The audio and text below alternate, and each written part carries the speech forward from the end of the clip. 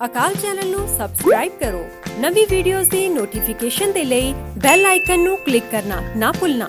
ਤੇ ਜਿਹੜੀ ਜਾਂਚ ਰਿਪੋਰਟ ਆ ਉਹਦੇ ਵਿੱਚ ਅਸਲੀਅਤ ਕੀ ਆ ਉਹ ਤਾਂ ਪਤਾ ਲੱਗਣਾ ਸੀ ਜੇ ਜਨਤਕ ਕਰਦੇ। ਉਹ ਜਨਤਕ ਕਰਨ ਦੀ ਜ਼ਿੰਮੇਵਾਰੀ ਸੀ ਇਹਦੀ ਗਿਆਨੀ ਹਰਪ੍ਰੀਤ ਸਿੰਘ ਦੀ। ਇਹਨਾਂ ਨੂੰ ਅਧਿਕਾਰ ਕਿੰਨਾ ਕਿ ਜਿਹੜਾ ਮੀਤ ਸਕੱਤਰ ਆ ਉਹ ਇੱਕ ਸਰੂਪ ਦੇ ਸਕਦਾ, ਸਕੱਤਰ 2 ਸਰੂਪ ਦੇ ਸਕਦਾ ਤੇ ਚੀਫ ਸਕੱਤਰ 3 ਸਰੂਪ। ਇਦੋਂ ਵੱਧ ਸਰੂਪ ਦਿੱਤੇ ਹੀ ਨਹੀਂ ਜਾ ਸਕਦੇ। ਇਹ ਤੇ ਪੂਰੇ ਸਿੱਖ ਜਗਤ ਨੂੰ ਪਤਾ ਵਾ ਕਿ ਬਾਦਲ ਪਰਿਵਾਰ ਦੇ ਪ੍ਰਭਾਵ ਤੋਂ ਬਿਨਾਂ, ਉਹਦੇ ਹੁਕਮ ਤੋਂ ਬਿਨਾਂ ਸਰੂਪ ਏਡੀ ਵੱਡੀ ਗਿਣਤੀ ਵਿੱਚ ਗਾਇਬ ਹੋ ਹੀ ਨਹੀਂ ਸਕਦੇ। ਇਹ ਹੁਣ ਪਤਾ ਲੱਗੇਗਾ ਕਿ ਰਿਪੋਰਟ ਵਿੱਚ ਉਹਦਾ ਨਾਂ ਆਇਆ ਕਿ ਨਹੀਂ ਆਇਆ।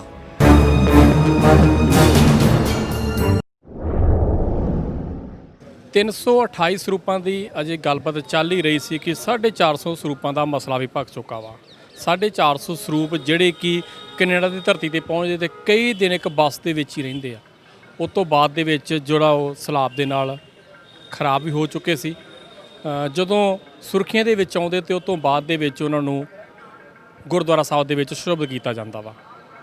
ਗੁਰਦੁਆਰਾ ਸਾਹਿਬ ਦੇ ਸਰੂਪ ਕੈਨੇਡਾ ਤੋਂ ਛਪਣੇ 328 ਸਰੂਪ SGPC ਵੱਲੋਂ ਕਿਸੇ ਪਾਸੇ ਚੱਲ ਜਾਣੇ। ਅਜੇ ਤੱਕ ਕਿਸੇ ਚੀਜ਼ ਦਾ ਥੋਹ ਪਤਾ ਨਹੀਂ ਲੱਗ ਰਿਹਾ। SGPC ਨੂੰ ਹਰ ਕੋਈ ਕਟਹਿਰੇ 'ਚ ਖੜਾ ਕਰ ਰਿਹਾ। ਅੱਜ ਸਵੇਰ ਤੋਂ ਹੀ ਆਪਾਂ ਵੇਖ ਰਹੇ ਹਾਂ ਕਈ ਦਿਨ ਦੀਆਂ ਇਹ ਪਹਿਲੋਂ ਸ਼੍ਰੋਮਣੀ ਅਕਾਲੀ ਦਲ ਅੰਮ੍ਰਿਤਸਰ ਵੱਲੋਂ ਪ੍ਰੋਟੈਸਟ ਕੀਤਾ ਗਿਆ ਸੀ ਇੱਥੇ ਕੁਝ ਦਿਨ ਪਹਿਲੋਂ। ਅੱਜ ਸਤਿਕਾਰ ਕਮੇਟੀਆਂ ਵੱਲੋਂ ਤੇ ਹੋਰ ਜਥੇਬੰਦੀਆਂ ਵੱਲੋਂ ਪ੍ਰੋਟੈਸਟ ਕੀਤਾ ਗਿਆ। ਹੁਣ ਨਰੈਣ ਸਿੰਘ ਚੌੜਾ ਜਿਹੜੇ ਕਿ ਸਪੈਸ਼ਲ ਤੌਰ 'ਤੇ ਪਹੁੰਚੇ ਹੈਗੇ ਤੇ ਇੱਕ ਸਵਾਲ ਵੀ ਖੜਾ ਕਰ ਰਹੇ ਆ ਕਿ 328 ਸਰੂਪ ਕਿੱਧਰ ਗਏ ਤੇ ਹੋਰ ਵੀ ਗੱਲਬਾਤ ਆਪਾਂ ਉਹਨਾਂ ਨਾਲ ਕਰਾਂਗੇ। ਪਹਿਲਾਂ ਫਤਿਹ ਸਾਂਝ ਪਾਉਂਦੇ ਭਾਈ ਸਾਹਿਬ। ਵਾਹਿਗੁਰੂ ਜੀ ਕਾ ਖਾਲਸਾ, ਵਾਹਿਗੁਰੂ ਜੀ ਕੀ ਫਤਿਹ। ਭਾਈ ਸਾਹਿਬ 328 ਸਰੂਪਾਂ ਦੇ ਅਜੇ ਗੱਲਬਾਤ ਚੱਲ ਰਹੀ ਸੀ ਕਿ 450 ਸਰੂਪਾਂ ਦੀ ਗੱਲ ਅੱਗੇ ਆ ਚੁੱਕੀ ਆ।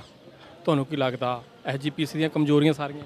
ਵੇਖੋ, ਇਹ ਸੰਸਥਾ ਦੀ ਜ਼ਿੰਮੇਵਾਰੀ ਆ ਕਿਉਂਕਿ ਸ੍ਰੀ ਗੁਰੂ ਗ੍ਰੰਥ ਸਾਹਿਬ ਜੀ ਦੇ ਸਰੂਪ ਛਾਪਣ ਤੇ ਵੰਡਣ ਦੀ ਜ਼ਿੰਮੇਵਾਰੀ ਇਹਦੀ ਆ। ਹੋਰ ਨਾ ਕਿਤੇ ਛਾਪ ਸਕਦੇ ਆ ਤੇ ਨਾ ਕਿਤੇ ਕਿਸੇ ਦੇ ਰਾਹੀਂ ਵੰਡੇ ਜਾ ਸਕਦੇ ਆ। ਜੇ ਇਹ ਕੈਨੇਡਾ ਵਾਲੀ ਘਟਨਾ ਜਿਹੜੀ ਤੁਸੀਂ 450 ਸਰੂਪਾਂ ਵਾਲੀ ਦੱਸੀ ਆ, ਉਹਦੀ ਵੀ ਜ਼ਿੰਮੇਵਾਰੀ ਇਹਨਾਂ ਦੀ ਹੀ ਬਣਦੀ ਆ ਔਰ ਇਹਨਾਂ ਨੂੰ ਆਪਣੀ ਕਾਰਗੁਜ਼ਾਰੀ ਵਿੱਚ ਸੁਧਾਰ ਕਰਨਾ ਚਾਹੀਦਾ। 328 ਸਰੂਪਾਂ ਦਾ ਜਿਹੜਾ ਮਸਲੇ ਦਾ ਜੇ SGPC ਕੋਈ ਸਪਸ਼ਟ ਜਵਾਬ ਨਹੀਂ ਦੇ ਸਕਦੀ। ਜਥੇਬੰਦੀਆਂ ਪ੍ਰੋਟੈਸਟ ਕਰ ਰਹੀਆਂ ਵਾ। ਤੁਸੀਂ ਵੀ ਅੱਜ ਅਕਾਲ ਤਖਤ ਸਾਹਿਬ ਤੇ ਪਹੁੰਚੇ ਸੀ। ਇੱਕ ਸਿੰਘ ਸਾਹਿਬ ਦਾ ਮਸਲਾ ਵੀ ਸੀ, ਉਹਦੇ ਉੱਪਰ ਗੱਲਬਾਤ ਵੀ ਕਰਾਂਗੇ। ਪਰ ਕਿਉਂ ਕਾਰਗੁਜ਼ਾਰੀ ਦੇ ਉੱਤੇ ਸਵਾਲੀਆ ਚਿੰਨ੍ਹ ਖੜੇ ਹੋ ਰਹੇ ਆ? 328 ਸਰੂਪਾਂ ਬਾਰੇ ਕਿਉਂ ਨਹੀਂ ਦੱਸ ਰਹੇ? ਦੇਖੋ, ਇਹ ਇਸ ਕਰਕੇ ਨਹੀਂ ਦੱਸ ਰਹੇ ਕਿ ਇੱਕ ਤੇ ਜਿਹੜੀ 2016 ਦੇ ਵਿੱਚ ਮਈ 2016 ਦੇ ਵਿੱਚ ਘਟਨਾ ਸ਼ਾਰਟ ਸਰਕਟ ਦੇ ਨਾਲ ਵਾਪਰੀ, ਉਹਦੇ ਉੱਤੇ ਵੀ ਇਹਨਾਂ ਪਰਦਾਪੋਸ਼ੀ ਕੀਤੀ। ਜਿਹੜਾ ਕਿ ਇਹ ਕਹਿ ਰਹੇ ਨੇ 14 ਤੇ ਇਹਨਾਂ ਦੀ ਹੀ ਇੱਕ ਰਿਪੋਰਟ ਆ ਉਹ 80 ਦੀ ਗੱਲ ਕਰ ਰਹੀ ਆ। ਉਹਦੇ ਉੱਤੇ ਪਰਦਾ ਪਾਇਆ ਗਿਆ। ਸਾਰੇ ਸਬੂਤ ਜਿਹੜੇ ਆ ਉਹਨਾਂ ਨੂੰ ਨਸ਼ਟ ਕਰ ਦਿੱਤਾ ਗਿਆ। ਰਿਕਾਰਡ ਨਾ ਇੱਥੇ ਰੱਖਿਆ ਗਿਆ, ਨਾ ਗੋਇੰਦਵਾਲ ਸਾਹਿਬ ਰੱਖਿਆ ਗਿਆ ਜਿੱਥੇ ਉਹਨਾਂ ਦਾ ਸੰਸਕਾਰ ਕੀਤਾ ਗਿਆ ਸੀ। ਦੂਜੇ ਇੱਕ ਬੜੀ ਸਖਤ ਪ੍ਰਕਿਰਿਆ ਤਿਆਰ ਕੀਤੀ ਗਈ ਆ, ਨਿਯਮ ਬਣਾਏ ਗਏ ਨੇ ਕਿ ਸਰੂਪ ਸ਼੍ਰੋਮਣੀ ਗੁਰਦੁਆਰਾ ਪ੍ਰਬੰਧਕ ਕਮੇਟੀ ਨੇ ਜਿਹੜਾ ਵੀ ਮੰਗ ਕਰਦਾ ਵਾ ਉਹਨੂੰ ਕਿਵੇਂ ਦੇਣਾ ਵਾ, ਉਹਦੀ ਇੱਕ ਪ੍ਰਕਿਰਿਆ ਵਾ। ਪਹਿਲਾਂ ਪ੍ਰਚਾਰਕ ਦੀ ਡਿਊਟੀ ਲੱਗਦੀ ਆ, ਉਹ ਜਾ ਕੇ ਉਸ ਸਥਾਨ ਦੇ ਬਾਰੇ ਪੂਰੀ ਆਪਣੀ ਰਿਪੋਰਟ ਦਿੰਦਾ ਕਿ ਕੀ ਇੱਥੇ ਸ੍ਰੀ ਗੁਰੂ ਗ੍ਰੰਥ ਸਾਹਿਬ ਜੀ ਦੀ ਮਾਨ ਮਰਜ਼ਾਦਾ ਕਾਇਮ ਰਹਿ ਸਕਦੀ ਜਾਂ ਨਹੀਂ।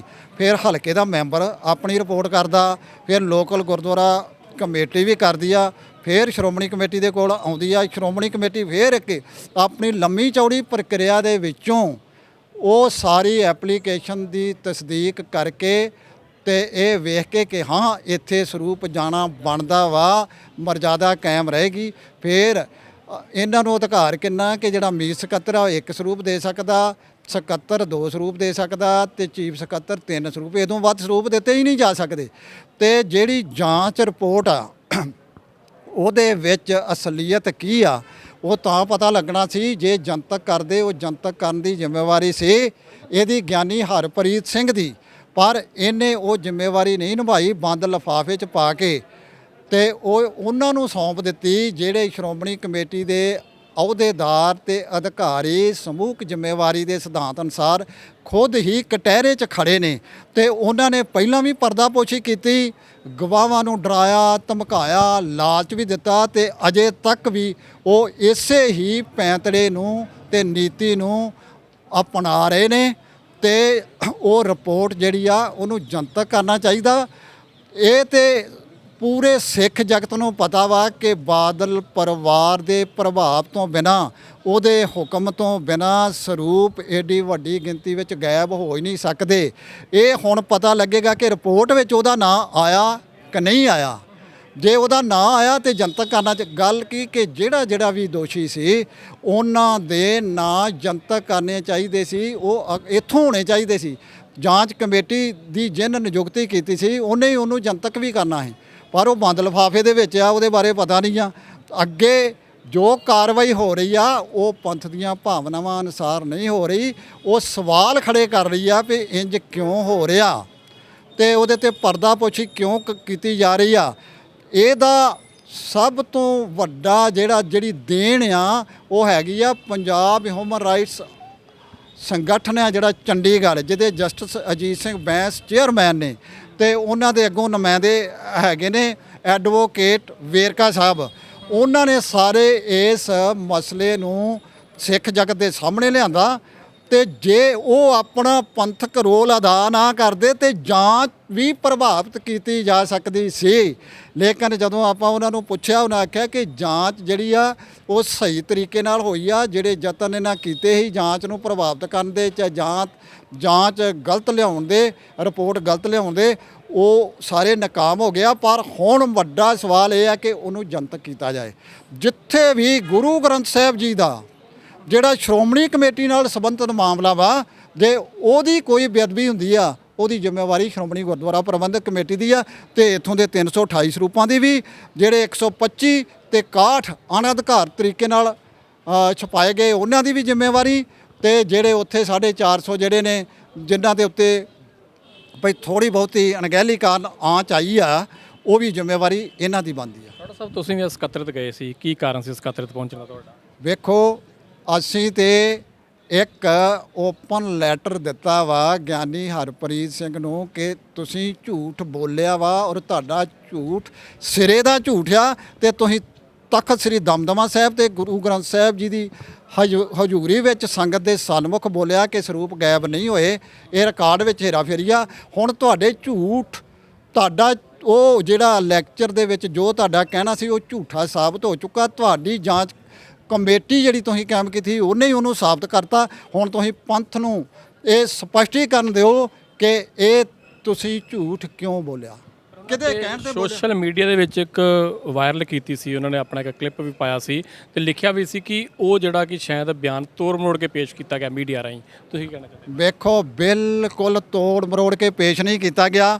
ਆ ਮੈਂ ਉਹਦੀ ਸਕ੍ਰਿਪਟ ਲਿਖੀ ਆ, ਇਹਨੂੰ ਪੜ੍ਹ ਲਿਓ ਔਰ ਸੋਸ਼ਲ ਮੀਡੀਆ ਦੇ ਉੱਤੇ ਉਹ ਪੂਰੇ ਦਾ ਪੂਰਾ ਲੈਕਚਰ ਹੂ ਬਹੂ ਜਿਹੜਾ ਵਾ ਉਹਦੀ ਵੀਡੀਓ ਜਿਹੜੀ ਆ ਕਾਇਮ ਆ, YouTube 'ਚੋਂ ਵੀ ਕੱਢ ਸਕਦੇ ਜੇ ਹੁਣੇ ਕਹੋ ਤੇ ਮੈਂ ਤੁਹਾਨੂੰ ਤੁਹਾਡੇ WhatsApp ਦੇ ਉੱਤੇ ਭੇਜ ਦਿਆਂਗਾ।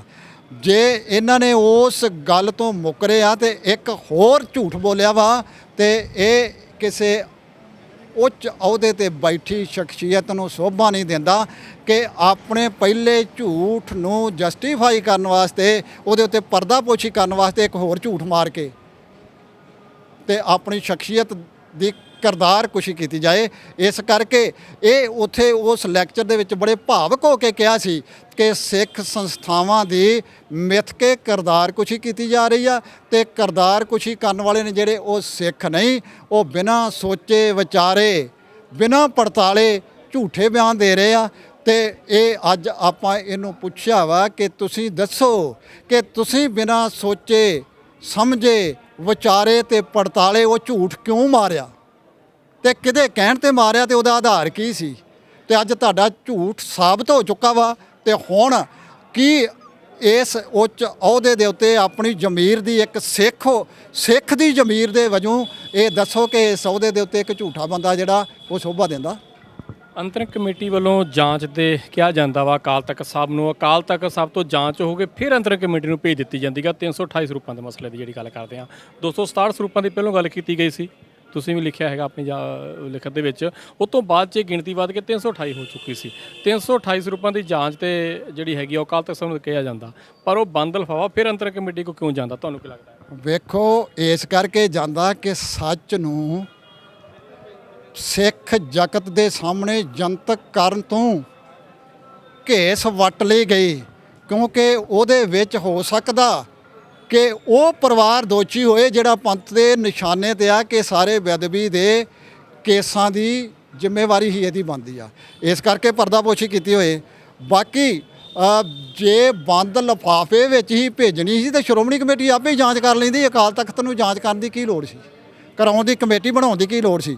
ਇਹ ਇੱਕ ਜਿਹੜੀ ਕਾਰਵਾਈ ਆ ਇਹ ਖਾਲਸਾਈ ਰਵਾਇਤਾਂ, ਖਾਲਸਾਈ ਸਿਧਾਂਤਾਂ, ਅਕਾਲ ਤਖਤ ਸਾਹਿਬ ਦੀ ਮਾਨ ਮਰਜ਼ਾਦਾ ਤੇ ਇਸ ਰੁਤਬੇ ਦੇ ਉਲਟ ਆ, ਤੇ ਇਹ ਕਹਿਣੀ ਤੇ ਕਰਨੀ ਦੀ ਸੰਵੇਲਤਾ ਦਾ ਵੱਡਾ ਪਾੜਾ ਵਾ ਜਿਹੜਾ ਪੂਰੀ ਦੁਨੀਆ ਦੇ ਸਾਹਮਣੇ। ਨਾਮ ਨਸ਼ਰ ਹੋਏ ਆ, ਤੁਹਾਨੂੰ ਕੀ ਲੱਗਦਾ ਉਹਨਾਂ ਦੇ ਉੱਤੇ ਜਿਹੜੀ ਕਾਰਵਾਈ ਲਿਖਿਆ ਹੈ ਵਾ ਹੁਣ ਸਮਝੋ ਕਾਰਵਾਈ ਹੋਊਗੀ? ਕਿਉਂਕਿ ਦੋਸ਼ੀ ਜ਼ਰੂਰ ਹੈਗੇ ਆ, ਉਹ ਐਸਜੀਪੀਸੀ ਦੇ ਅਧਿਕਾਰੀ ਹੈਗੇ ਮੇਨ, ਕਿਉਂਕਿ ਐਸਜੀਪੀਸੀ ਦੀਆਂ ਵੱਡੀਆਂ ਗਲਤੀਆਂ ਸੀ ਜਿਹਦਾ ਖਮਿਆਜਾ ਹੁਣ ਭੁਗਤਣਾ ਪੈ ਰਿਹਾ। ਵੇਖੋ, ਜਿੱਥੋਂ ਤੱਕ ਦੋਸ਼ ਕਾਰਨ ਤੇ ਦੋਸ਼ੀ ਹੋਣ ਦੀ ਗੱਲ ਆ, ਸਮੂਹਕ ਜ਼ਿੰਮੇਵਾਰੀ ਦੇ ਸਿਧਾਂਤ ਅਨੁਸਾਰ 2016 ਤੋਂ ਲੈ ਕੇ ਹੁਣ ਤੱਕ ਸ਼੍ਰੋਮਣੀ ਕਮੇਟੀ ਦੇ ਜਿਹੜੇ ਵੀ ਪ੍ਰਧਾਨ ਰਹੇ ਨੇ, ਜਿਹੜੇ ਵੀ ਹੋਰ ਅਹੁਦੇਦਾਰ ਰਹੇ ਨੇ, ਤੇ ਜਾਂ ਸ਼੍ਰੋਮਣੀ ਕਮੇਟੀ ਦੇ ਜਿਹੜੇ ਵੀ ਅਧਿਕਾਰੀ ਰਹੇ ਨੇ, ਜਿਹੜੀ ਵੀ ਉਦੋਂ ਦੀ ਵੀ ਐਗਜ਼ੈਕਟਿਵ ਵੀ ਤੇ ਹੁਣ ਦੀ ਵੀ ਐਗਜ਼ੈਕਟਿਵ, ਇਹ ਸਾਰੀ ਸਮੂਹਕ ਜ਼ਿੰਮੇਵਾਰੀ ਦੇ ਸਿਧਾਂਤ ਅਨੁਸਾਰ ਦੋਸ਼ੀ ਆ। ਔਰ ਜੇ ਦੋਸ਼ੀਆਂ ਦੇ ਦੋਸ਼ ਨੂੰ ਦੇ ਉੱਤੇ ਕਾਰਵਾਈ ਕਰਨ ਦੀ ਜਿਹੜੀ ਰਿਪੋਰਟ ਹੈ ਉਹ ਦੋਸ਼ੀਆਂ ਦੇ ਹਵਾਲੇ ਕਰ ਦੇਣੀ ਆ, ਤੇ ਫਿਰ ਖਾਲਸਾ ਪੰਥ ਨਹੀਂ ਸਮਝ ਸਕਦਾ ਕਿ ਇਹ ਨਿਆਂ ਮਿਲੇਗਾ। ਇਸ ਨਰੈਣ ਸਿੰਘ ਚੌੜਾ ਜੀ ਸਪਸ਼ਟ ਕਰ ਚੁੱਕੇ ਆ ਕਿ ਜਿਹੜੀ ਜਾਂਚ ਪੜਤਾਲ ਵੀ ਹੋ ਰਹੀ ਆ ਉਹ ਵੀ ਦੋਸ਼ੀਆਂ ਵੱਲੋਂ ਹੀ ਕਰਵਾਈ ਜਾ ਰਹੀ ਹੈ, ਤੇ ਉਹ ਜਾਂਚ ਦੇ ਵਿੱਚ ਇੱਕ ਸਪਸ਼ਟ ਜਾਂਚ ਨਹੀਂ ਹੋ ਸਕਦੀ। ਤੇ ਆਉਣ ਵਾਲੇ ਸਮੇਂ 'ਚ ਵੇਖਦੇ ਆ ਐਸਜੀਪੀਸੀ ਵੱਲੋਂ ਕਿਹੋ ਜਿਹੀ ਜਾਂਚ ਕਰਾਈ ਜਾਂਦੀ ਆ 328 ਸਰੂਪਾਂ ਦੇ ਮਸਲੇ ਤੇ, ਅਤੇ 450 ਸਰੂਪ ਜਿਹੜੇ ਕਿ ਕੈਨੇਡਾ ਦੀ ਧਰਤੀ ਤੇ ਪਹੁੰਚੇ ਸੀ, ਉਹਨਾਂ ਸਰੂਪਾਂ ਬਾਰੇ ਕਿਹੋ ਜਿਹੀ ਜਾਂਚ ਅੱਗੇ ਹੁੰਦੀ ਆ। ਵਾਹਿਗੁਰੂ ਜੀ ਕਾ ਖਾਲਸਾ, ਵਾਹਿਗੁਰੂ ਜੀ ਕੀ ਫਤਿਹ। ਅਕਾਲ ਚੈਨਲ ਨੂੰ ਸਬਸਕ੍ਰਾਈਬ ਕਰੋ, ਨਵੀਂ ਵੀਡੀਓਜ਼ ਦੀ ਨੋਟੀਫਿਕੇਸ਼ਨ ਦੇ ਲਈ ਬੈਲ ਆਈਕਨ ਨੂੰ ਕਲਿੱਕ ਕਰਨਾ ਨਾ ਭੁੱਲਣਾ।